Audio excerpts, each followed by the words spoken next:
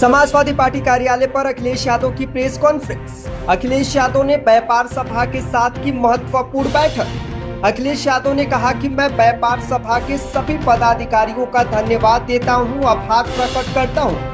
व्यापारी साथियों के साथ बैठक हुई, उनको लेकर चिंता हुई। बीजेपी सरकार में हर ईंधन ईंधन के जुगाड़ में लगे हुए हैं।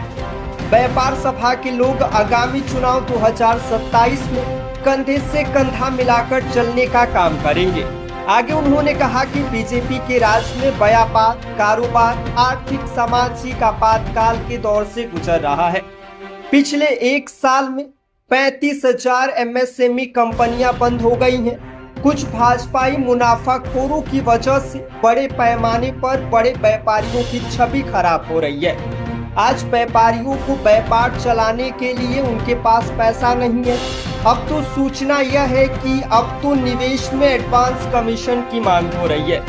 आगे उन्होंने अपने प्रेस कॉन्फ्रेंस में कहा कि अगर कहीं व्यापारी सपा के विचारधारा का है, सपा की तारीफ कर दे तो उसको झूठे जीएसटी के मामले में फंसाया जा रहा है। समय आने पर सपा व्यापारियों को सुविधा देगी, साथ ही व्यापारियों की अधिकारियों से रक्षा के लिए भी काम करेगी। आगे उन्होंने कहा कि बड़े पैमाने पर व्यापारियों की हत्या हुई, शोषण हो रहा है। सरकार यूपी के टॉप 10 अपराधियों की नाम की सूची जारी करे, प्रदेश की नहीं तो डिस्ट्रिक्ट की ही जारी कर दे। सरकार टॉप 10 माफियाओं का नाम की सूची जारी करे, गोरखपुर के ना जारी करे तो इटावा का ही जारी कर दे, अखिलेश यादव ने कहा। आगे उन्होंने कहा कि पत्रकार सोनी कपूर के साथ ही अभद्रता के सवाल पर अखिलेश यादव ने कहा कि सरकार कड़ी से कड़ी कार्यवाही करे, या जो भगवा कपड़ा पहनकर मिसबिहेव कर रहे हैं। मैं व्यापार सभा के सभी पदाधिकारियों का बहुत धन्यवाद देता हूं। आज व्यापार सभा की बहुत महत्वपूर्ण बैठक हुई, जिसमें हमारी पार्टी के अध्यक्ष प्रदीप जायसवाल जी और उनके सहयोगी साथी संगठन के सभी पदाधिकारी मौजूद रहे। राष्ट्रीय अध्यक्ष मनीष जगन अग्रवाल नहीं पहुंच पाए क्योंकि उनका एक्सीडेंट हो गया, जिसके कारण वो आज कार्यक्रम में और इस कार्यक्रम में शामिल नहीं हो पाए। मैं व्यापारी साथियों का बहुत बहुत धन्यवाद और आभार प्रकट करता हूं कि आज वो समाजवादी पार्टी के कार्यालय में आकर जो एक समय पर बहुत ही प्रतिष्ठित सम्मानित नगर से भामाशाह, जो उस समय के न केवल दानी थे बल्कि राष्ट्र और देश के हित में जो फैसले ले सकते थे और महाराणा प्रताप के सबसे बड़े सहयोगी, अगर कोई उस समय हल्दी घाटी की लड़ाई के बाद था तो भामाशाह थे। आज हम उनको याद करते हैं। उनके तमाम जो मानने वाले लोग हैं जो बड़ी संख्या में आए, उनका भी मैं बहुत बहुत स्वागत करता हूं। जहां व्यापारी साथियों के साथ बैठक हुई, वहीं व्यापारी साथियों की बहुत सी चीजों को लेकर के चिंता थी। कहने को तो सरकार एक डबल इंजन की है। भारतीय जनता पार्टी के लोग कभी थकते नहीं हैं ये कहते हुए कि डबल इंजन की सरकार है। अगर इनका काम करने का तरीका देखें तो सच्चाई जाने, आज सरकार में हर इंजन ईंधन की जुगाड़ में लगा हुआ है।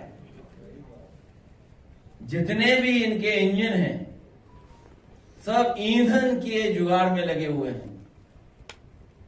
वहीं व्यापारी साथियों ने यह भी संकल्प लिया है कि बिना खर्चे के अपने स्थानों पर बैठकर समाजवादी पार्टी का प्रचार के साथ साथ चुनाव में पूरी जिम्मेदारी के साथ सहयोग करने का काम व्यापार सभा के लोग करेंगे। जहां अर्थव्यवस्था सबसे महत्वपूर्ण है, हमारे व्यापारी साथियों की सुरक्षा, व्यापारी साथियों का सम्मान और उनके व्यापार को और सहूलियत मिले, उसके लिए सरकार में रहकर के हम लोग कदम उठाने का काम करेंगे।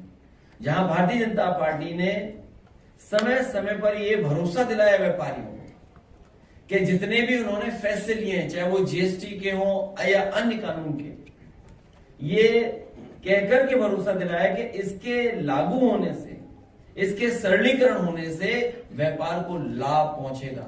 लेकिन सच्चाई यह है कि इन कानूनों ने हमारे व्यापारियों को जहां उलझाया है, वहीं व्यापार को भी संकट में डालने का काम इन गलत नीतियों के, इन गलत कार्यक्रमों के माध्यम से हुआ है।